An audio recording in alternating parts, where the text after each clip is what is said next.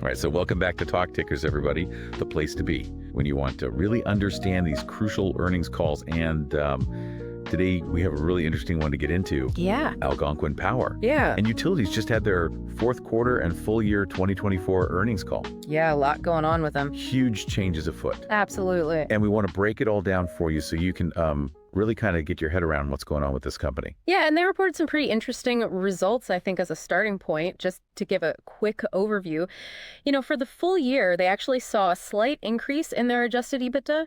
But then when you look at the fourth quarter specifically, that actually saw a decline in both the adjusted EBITDA and adjusted net earnings, year over year. Yeah. And full year adjusted net earnings and earnings per share were down as well. Okay. So a little bit of a mixed bag there. I think importantly, though, they did finalize the sale of their renewables business and their stake in Atlantica during this period. Right. And I think that is a pretty significant strategic shift. Right. Huge. Yeah, definitely one that we're going to want to unpack a bit further, for sure.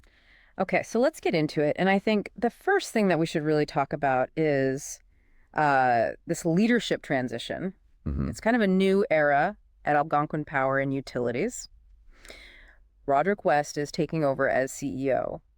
As of today? As of today, yeah. He's got a ton of experience, and I think notably from his time at Dynegy. Right. He really helped to kind of shepherd them through that transition to become a pure play regulated utility. Yeah. So that's kind of an interesting background that he's bringing to this role. Definitely some parallels there. Now, Chris Huskelson, the former CEO, he's not totally out of the picture. He's moving to a board role. Right.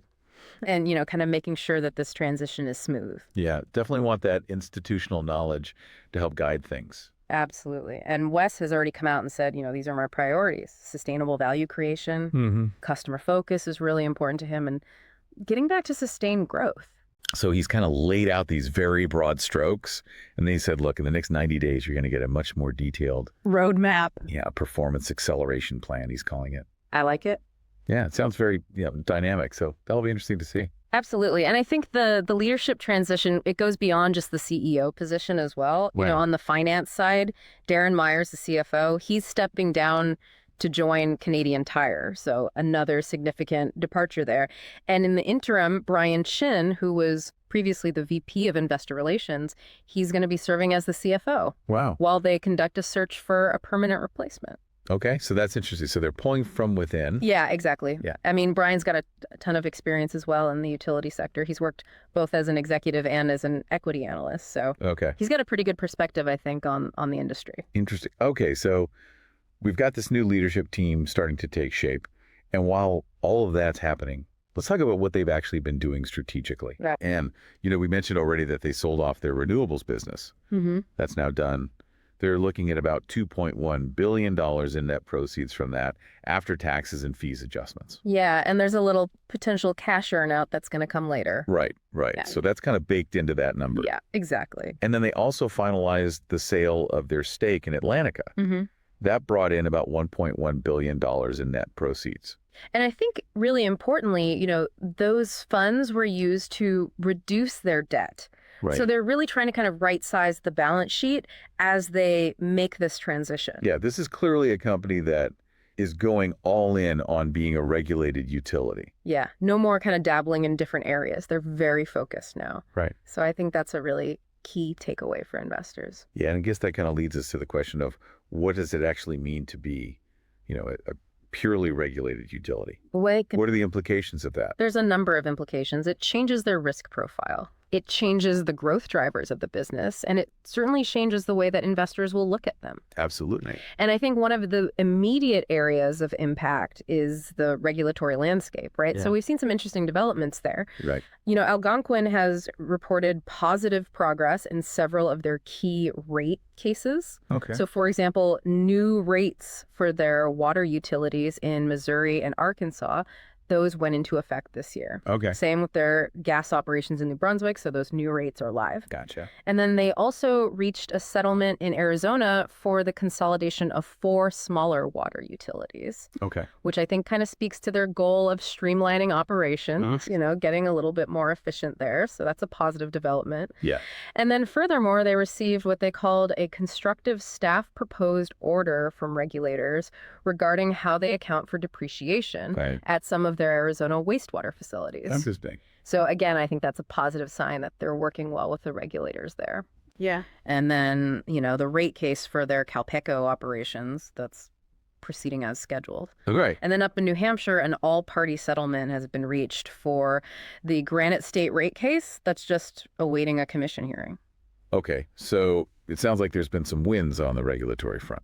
Yeah, definitely some positive developments. But it's not all rosy, is it? Well, it's never all smooth sailing in the regulatory world. Right. And there are some challenges, particularly in Missouri, I think. Yes, especially in Missouri. Yeah. So the Empire Electric Missouri rate case has been delayed. Mm-hmm. Resolution now expected in the first half of 2026. And this was due to a late revision in how the tariffs were calculated. Right. So they kind of had to go back to the drawing board on that. Yeah, exactly. It was a bit of a setback in terms of timing. Yeah. But then in addition to that, the Missouri Commission has launched an investigation into customer service and billing issues that Algonquin has been having. And Algonquin themselves have acknowledged that these are at least partly linked to the recent implementation of their new IT platform. Oh, interesting. So they're blaming the computers. Oh, they're not necessarily blaming the computers, but they're saying that this is part of the growing pains. The growing pains exactly of implementing a new system. Yeah. Which is understandable to a certain extent. Absolutely. I mean, anybody who's ever, worked with a large organization that's gone through a technology upgrade. Oh, yeah. There's always hiccups. Definitely. And it's a big undertaking to implement these new systems. And I think, it does highlight, though, that even well-intentioned, even necessary upgrades like this can have these unexpected consequences and require careful management and planning. And even then, there might be bumps in the road. Totally. Yeah. Okay, so Missouri is going to be interesting to keep an eye on, but let's move on from specific rate cases and talk a little bit about transmission, because there's a big development there with Empire Electric's service territory. Right. The Southwest Power Pool has just approved over $700 million in cumulative capital spending projects. Wow. Over the next 5 to 7 years. That's significant. Algonquin has 90 days to respond to this approval, and then they'll start developing detailed plans. So that's a lot of investment coming down the pipe. Yeah, absolutely. It's a multi-year capital investment opportunity within their regulated footprint. So, I think generally investments in transmission infrastructure tend to be viewed favorably by regulators because they enhance the reliability and efficiency of the grid. Right. So you're not really fighting that battle as much, and it typically contributes to a utilities rate base growth over time. Mm-hmm. And that, of course, can then support earnings growth. Absolutely. Okay, so let's actually dive a little bit deeper into the financials and see what we can glean from the numbers themselves. So in Q4 of 2024, their consolidated adjusted EBITDA decreased by 5.2% year over year to $248.6 million. And they're saying that this is primarily due to a lower dividend they got from Atlantica, which we know they sold. Right. Makes sense. Yeah. And there's also some corporate allocations that are factoring into that. Sure. But the interesting part is that their adjusted EBITDA from the regulated utilities actually increased by 2.4% to $234.4 million. And that was driven by new rates going into effect. Right. And they said weather was pretty normal, so that wasn't really a factor. Yeah, so that's purely operational improvement. Right. Okay, so then when we look the full year, the picture changes a little bit. So their consolidated adjusted EBITDA increased slightly by 2.6%. Okay. To about $1.04 billion. And the regulated side of the business grew a little bit faster. Adjusted EBITDA up 4.2% to $940.2 million. So again, I think that difference between the quarterly and the full year really speaks to that impact of divesting that Atlantica stake. Right, because that was, a big chunk of their earnings. Yeah, it was a big chunk of their earnings in the past. Right. So yeah, it's going to take some time to kind of figure out what the new normal looks like. Absolutely.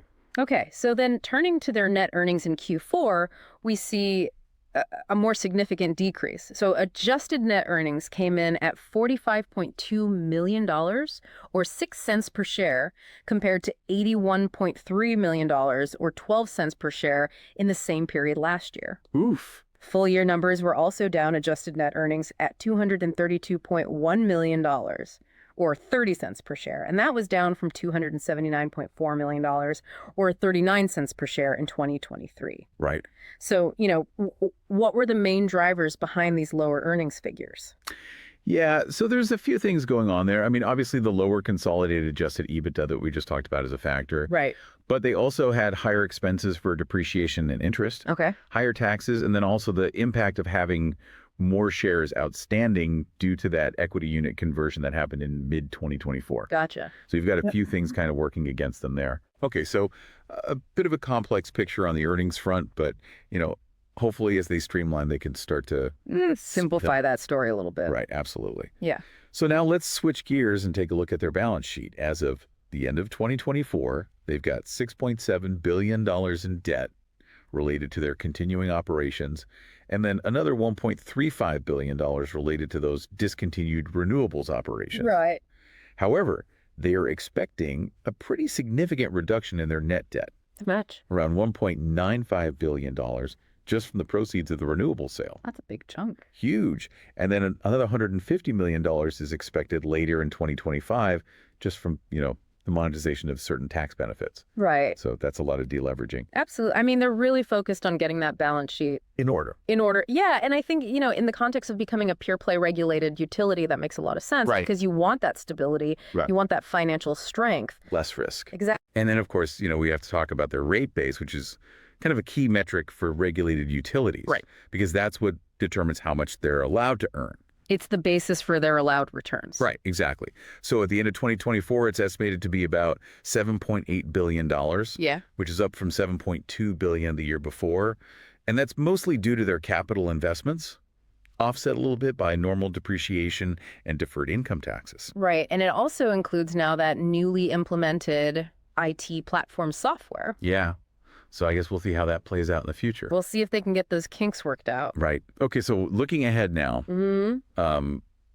2025 is kind of a transition year, according to Algonquin. Yeah, they haven't provided any specific earnings guidance yet, which is understandable. Right. I mean, there's a lot of moving pieces. A lot of moving pieces, new CEO, new strategy. Exactly. So, but we do know that Roderick West, the new CEO, he's going to be sharing more details about their outlook and a full-blown performance plan within the next few months. I'm excited to see that. Yeah, me too. Yeah. It's going to be very interesting. And so what are some of the key themes that they're kind of putting out there for the future? Well, I think, the overarching theme is this focus on operational efficiency. Now that they are a pure play regulated utility, Right.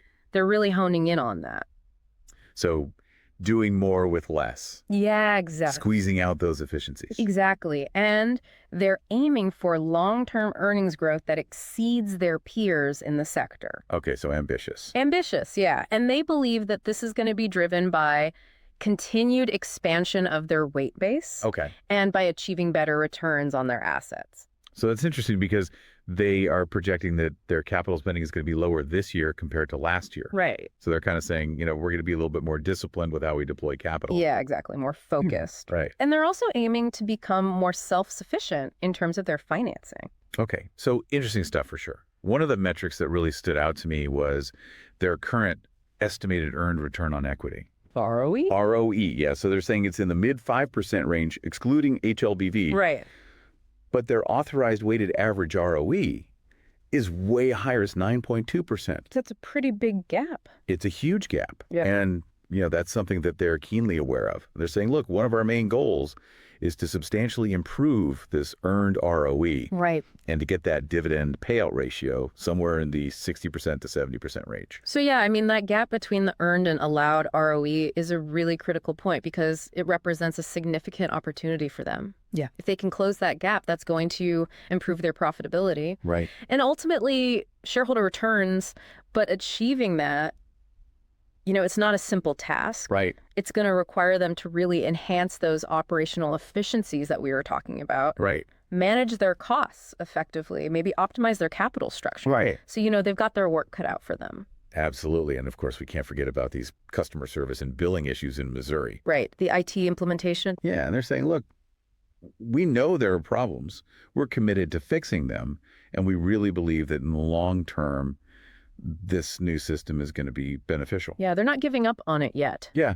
It's too early to scrap the whole thing. Exactly. But, they've got to get it right. Absolutely. And I think, for investors listening to this earnings call and reading through the materials, Right. this is clearly a company in transition. Yes. The leadership changes, the strategic divestitures, they're really signaling a shift in focus. And while they have made progress in those rate cases, that provides some positive signals for the near term. Yeah.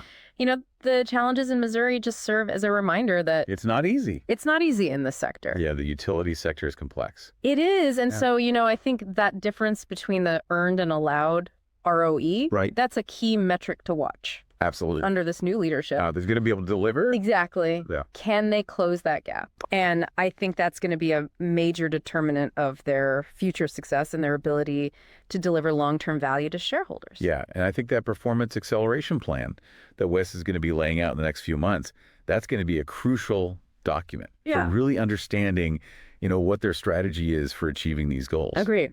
Okay, so really interesting stuff from Algonquin Power and Utilities. But now let's shift gears a little bit Okay. and talk about some potential investment ideas. And of course, standard disclaimer here, this is not financial advice. Absolutely not. We're just spitballing here. Yeah, this is just for informational purposes. Yeah, this is just kind of a thought experiment. Exactly. Given that Algonquin is now solely focused on regulated utilities, and they've stated that they want to significantly boost their earned ROE Yeah. from that mid 5% range up towards their allowed 9.2%, and you couple that with those substantial transmission projects, the $700 million worth Right. that have been approved for their Empire Electric territory. I'm just going to throw this out there as a thought experiment. Okay. Right now, their earned ROE is lagging significantly. Right. Imagine a scenario where this new management team, they're drawing on their experience, Right. they successfully implement some operational efficiencies, and they manage to effectively resolve those regulatory issues that they're facing in Missouri, let's say over the next 18 to 24 months. Okay. So, they get those things moving in the right direction. Right. And simultaneously, those transmission projects start to come online, which significantly expands their rate base. And as a result, their earnings potential. Okay, so that's kind of the baseline scenario. Right. The plausible. Yeah, the plausible case. Okay, so what's the outrageous part of this idea? Well, the outrageous but perhaps plausible part is to consider a long position specifically in Algonquin, Okay. betting on the new management's ability to execute this turnaround Right. and to capitalize on that transmission growth opportunity. Okay. But then to add a little bit of a hedge. And to really try to isolate the potential upside that's specific to Algonquin, Okay. you might consider pairing that long position with a short position Okay. in a broader utility ETF. Interesting. So you're not necessarily betting against the entire utility sector, but you're saying, Right. I think Algonquin can outperform Gotcha. relative to its peers. And that's where I'm going to try to generate some alpha. Okay. So you're kind of isolating their performance Yeah. and saying, look, if they can execute on this plan, then they should outperform the broader market. Right. And you're neutralizing some of that broader market risk. I like it. But again, not financial advice. Not financial advice. Do your own due diligence. Exactly. Think about your own risk tolerance, all that good stuff. Absolutely. Well, that was a very comprehensive look, I think, into Algonquin Power and Utilities' latest earnings call. Yeah. We covered a lot of ground. We talked about the financials, the leadership, changes the regulatory landscape, their outlook for the future as a pure play regulated utility. It's a new era for them. It is. And I think this is one of those companies where the next couple of years are going to be really telling. Definitely. We'll see if they can execute on this vision. Absolutely. So we hope that this deep dive has given you some valuable insights, and we're curious to hear what you think. Yeah. What are your thoughts on Algonquin's prospects under this new leadership? Do you think they can bridge that ROE gap? Yeah. Can they capitalize on those growth opportunities? Let us know. Join the conversation. We'd love to hear from you. Absolutely. This has been Talk Tickers, and as always, nothing we discuss today should be taken as financial advice. For entertainment purposes only. Until next time.